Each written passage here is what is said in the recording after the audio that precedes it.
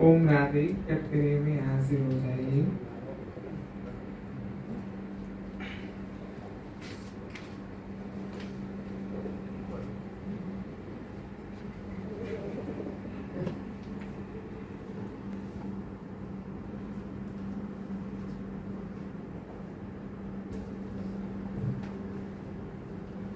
Your Honor, with your permission.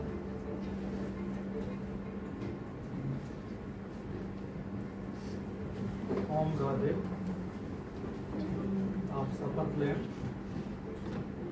इस पवित्र गीता पर हाथ रखकर शपथ लें कि मैं भगवान को हाजिर नाजिर देखकर जो कुछ भी करती हूँ सच कहूँगी और सच के सिवाय कुछ नहीं करूँगी। जज साहब, मैं यहाँ पर भगवान को हाजिर नाजिर नहीं देख रही हूँ, इसलिए मैं ये शपथ कैसे लूँ? भगवान तो परम धाम के वासी हैं, मैं तो आपको हाजिर नाजिर देख रही हूँ, इसलिए ये शपथ ले सकती हूँ कि आप आत्मा जज के रूप में हाजिर नाजिर मानकर जो भी कहूँगी सब सत्य कहूँगी। महोदय, Your Honor, ये कोई उपदेश देने की जगह नहीं है। महोदया, आप इस समय कोर्ट में खड़ी हैं और कोर्ट की कार्रवाई तभी शुरू की जा सकती है जब आप शपथ ले लें। वकील साहब, आप चाहते हैं कि कहूँ कि भगवान सब जगह है? कुर्सी में, मेज में, चोर में, डाकू में, वकील में, जज में, कुत्ते में, बिल्ली में? नहीं नहीं, भगवान तो सर्वोच्च है और परम पवित्र है। इस कलयुगी दुनिया के चारों तरफ तो पापाचार ही पापाचार है। मिलॉर्ड, ओम राधे तो शपथ लेने से इनकार कर रही हैं। अब कोर्ट का क्या आदेश है?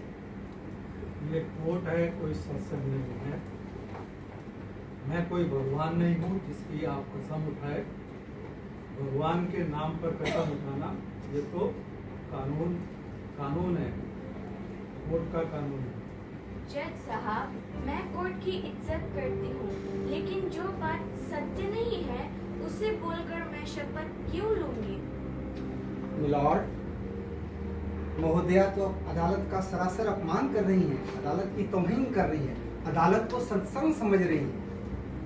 वकील साहब, जैसे आप अदालत का अपमान नहीं करा सकते हो, तो भला मैं भगवान का अपमान कैसे करा सकती हूँ? गीता में स्पष्ट लिखा है कि जब जब धर्म की ग्लानि होती है तब तब मैं इस सृष्टि पे अवतरित होता हूँ। तो बताइए, भगवान सब जगह कैसे हुए? सभी के मन में तो काम, क्रोध, लोभ, मोह अथवा अहंकार व्याप्त है, तो भला परम पवित्र परमात्मा ऐसे स्थान पर कैसे वास कर सकता है? कुछ भी हो, कोर्ट के नियम का तो पालन करना ही पड़ेगा। जज साहब, मैं किसी भी हालत में ये झूठी कसम नहीं लेने वाली हूँ। अभी भी मैं आपको एक अवसर देता हूँ, आप शपथ उठा लो ताकि कोर्ट की कार्रवाई आगे चल सके। जज साहब, अच्छी तरीके से सोच समझ के ये निर्णय लिया है। इनको हथकड़ी पहनाई जाए। रुको रुको, अगर आप ये शपथ नहीं ले सकती है कोई बात नहीं।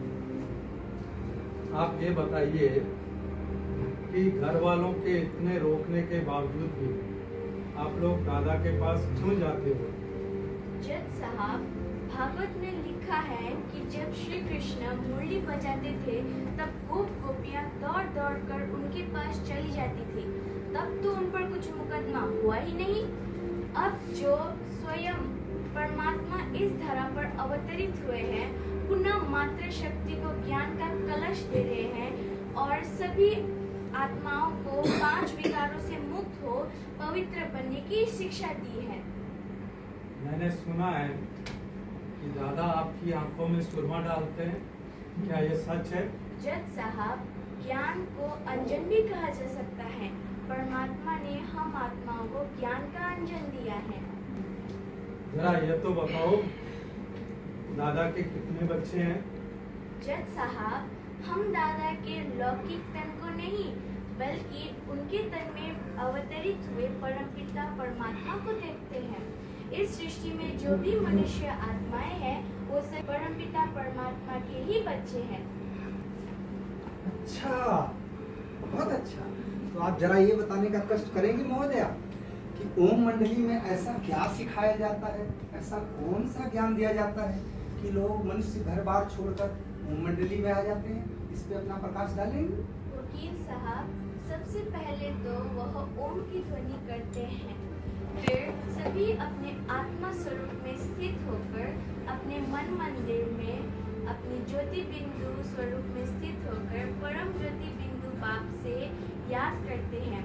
उसके पश्चात सभी परमपिता परमात्मा के स्नेह की सुंदर गीत गाते हैं, जिससे आत्माओं